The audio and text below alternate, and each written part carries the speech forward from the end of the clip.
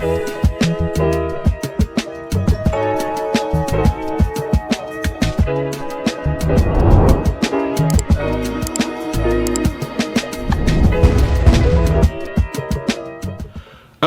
here welcome to an episode of On the Wrist from Off the Cuff. To have another cool review for you guys from the brand Seiko. A little about them: they were founded back in 1881. They're Japanese in origin and now have factories throughout Asia. They cover all market segments from entry level to high end. And in terms of the type of watch, this is a dive watch. Some key common characteristics and design language when you're looking for a diver. Of course, you're going to want to find water resistance, typically some type of screw down crown. You're going to want something that's tough, legible, with a dive time bezel, and a diver's extension is always nice if on bracelet. This is the JDM, yes, Japanese domestic market model SBDY109, and it's also known as the Frost Mini Turtle, or the Mini Turtle Frost, or the Frosted Mini Turtle, or the Snow Frost something or other. Yeah, we're the ones who make up the nicknames. Seiko doesn't, so let's just call this the Frost Mini Turtle. It's actually a special edition for the Japanese market, featuring a dynamic textured dial and a very cool matching bezel insert. When I say matching, not matching directly, but you guys can see here, there's a certain theme, there's a certain sparkle, a certain shimmer there that absolutely just works. I got this for $312 from Sakura Watches, guys. I'll leave a link down in the description. You guys know I've purchased from Sakura over the years. One of the nice things is there, you know, if you're buying from the US, there's a nice exchange rate that you can actually take advantage of, so you can still get you know, these watches at much lower prices than your typical sticker price, which I think is a pretty nice deal. So with all that said, let's go ahead, zoom the camera out, get this piece in hand, and take a closer look. All right, guys, now some of you probably noticed this is not on the factory bracelet. You're absolutely right. It is not on the factory bracelet. I honestly acquired this piece with the absolute intention of putting it on this particular Tropic brand strap. This is their light gray. You guys know I actually do have my slim turtle that actually has a glacier dial, similarly themed here, on the anthracite gray, and I thought this would just be an amazing pairing in terms of something that would actually go really well with this nice light gray. The cool thing is this light gray can render very close to white, but also it's not as pure and bright and washed out as white. So I think it's actually a really cool shade, and it ties in nicely to, of course, this bezel insert, which actually, if you guys can take a look at it here, is a really nice shade of light gray. It even has some nice speckle to it there. You can see a little metallicness to that coating, which I think plays really well off of course, that signature basket weave finishing there, that texturing on Tropic straps. So that's why that is like that. Yeah, I purposely did that. I think this looks sweet, but let me know what you think down in the comments below. Now, for those of you who don't know much about the Mini Turtle, let's go ahead and throw it out there. Dimensions wise, 42.3 millimeters. Thickness 12.6, which isn't bad, and that's not counting this little magnifying cyclops that sticks out. A little taller than that if you measure that, but nobody's measuring that for thickness. All right, getting into the lug to lug, here's the surprising part: 42.9. Yes, under 43 millimeters lug to lug. Yeah, that is smaller lug to lug than a lot of watches are wide, especially within the dive watch space, especially when you think about Seiko's own catalog. Of course, Seiko has recently moved to slim and trim things down quite a bit, but there was a time when most Seiko divers were going to be 42, 43, 44, 45, up to 48, 49 millimeters if we get into the not the turtles, but the oh, my tongue is stuck. Cat has my tongue. Let's see. I know you guys are probably typing away already. The word I'm looking for is tuna. Thank you. Thank you. I appreciate that. The vibes. You sent the vibes and I got them. So the tunas, yeah, those are really, really large. Of course, they're quite lugless, where this actually has a nice family similarity in terms of it being quite short on the lug, almost being circular, right? You can see there is, of course, a slight oval shape to it, but not in the same way when you think about something like the traditional Turtle Reissue. Now, getting into some more details here, guys, this does have a Hardlex mineral, and again, I've never been able to scratch a Hardlex. I do prefer sapphire. Of course, I like sapphire. I like having that extra bit of security, feeling like I don't have to worry about it. But in reality, yeah, I've never been able to get Hardlex to scratch, so I'm not too worried about it. There's even been ones where I took a lighter to a magnifier on Hardlex, scraped it off, and even then, I still wasn't able to scratch it, and I was scraping it with a razor blade. So okay, yeah, I feel like Hardlex is pretty good to go. Can have people scratched it? I'm sure some have, but I haven't, so I can't say that it's bad. And I've definitely scratched plenty of other mineral crystals, just not Seiko's Hardlex. Now, the bezel is really nicely done. Has a nice feel to it, quite stiff in the beginning, but once you get it going, you hear that? That's signature Seiko. There's just a nice balance of clicky, it's like little thuds, and smoothness. You don't want it to be too harsh. It happens sometimes. You reach a bezel, you turn it, and man, that thing's sending shockwaves through your fingertips. This is not that. This is, you're feeling it. You're hearing it, but not overly harsh, but not overly loose. It still does take a good amount of force to get it going. You need to do, it's nice to have grip on it, and it's really easy to get that grip, of course, when you do have it on a two-piece strap or any strap, really, so that you just have a little bit more purchase in this little gap here where you can see it's open, right? So, with that, screw down crown, interestingly enough, for a Seiko at 3 o'clock, and it's not signed because they don't do signed crowns on Prospex models. And inside, although you can't see it, it's Seiko's 4R35 movement with a 41-hour power reserve, 3 hertz sweep, or 21,600 vibration per hour beat rate. So, the famous NH35 you see in so many micro brands, this is pretty much the daddy of that, the 4R35. Now, in terms of the case back, nice and classic Seiko there. Of course, you do have that beautiful stamped emblem. Let me give it actually a quick wipe just so we can show it off a little bit and really get into how sweet this thing is. Check it out. Of course, I'm filming this in a dark room, so, it's reflecting off of a dark room. But you guys can see diver's watch, 200 meters, and not any watch has that. For you to actually have diver's watch on the dial or on the case back, that means that it's ISO compliant. So it has the 60 minutes full increments around the bezel. Everything is loomed, including here. Check that out, was one of the updates of the second generation of the Mini Turtle. The nice thing is there's enough room on the dial where they didn't have to shoehorn it in. So you can see here, it actually doesn't affect the chapter ring at all. A sloped chapter ring at that. And I'm sure so many people, Seiko can't get those chapter rings aligned. Well, I don't know. This one is aligned, and the last couple of Mini Turtles I had were aligned. Of course, there's going to be, you get at a certain angles. There's going to be that parallax effect. Not everything can line up at the same time just because of, once one thing becomes skewed, everything has to be off to a skew. But I will say from looking at this, everything lines up perfectly. So to people who say that they can't do it, they do it very often. And I guess you've just been very unlucky, and I'm sorry. So just return those watches and get the good ones, because there's plenty of them. I literally been featuring and showcasing them for years and years on my channel, and I own a ton of them, so I know that they can align these, and they do.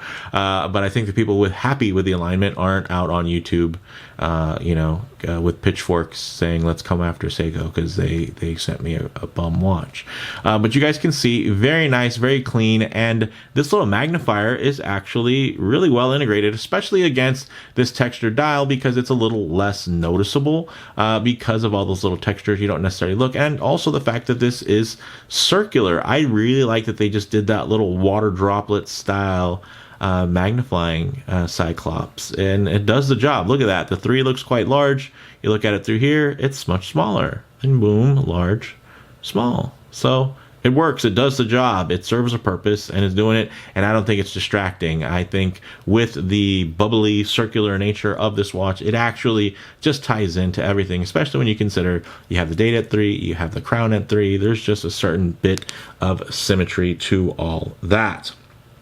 Now, this dial is fantastic. It does have raised indices, pale blue, frost textured. You do have that date, like I mentioned. You're getting polished hands, and you're getting Seiko's Lumabrite, very thickly applied. Of course, divers 200 meters written across the dial, which means it's ISO compliant. 20 millimeter lugs, which is great. And the bracelet is not the greatest that this comes with, but hey, I didn't want it. Even if it had a good bracelet on it, I didn't want it because I wanted it for on a strap. And I think, there's a lot of people that will swear by dive watches on straps that don't necessarily want them on bracelets. I'm a big bracelet guy, but there are things I've just come to appreciate about divers on tropic straps, on sailcloth straps, on NATO straps. There's just another heightened level that comes with those pairings. Now, with all that said, let's actually get this piece on the wrist and see how it wears. Oh yeah, check that out.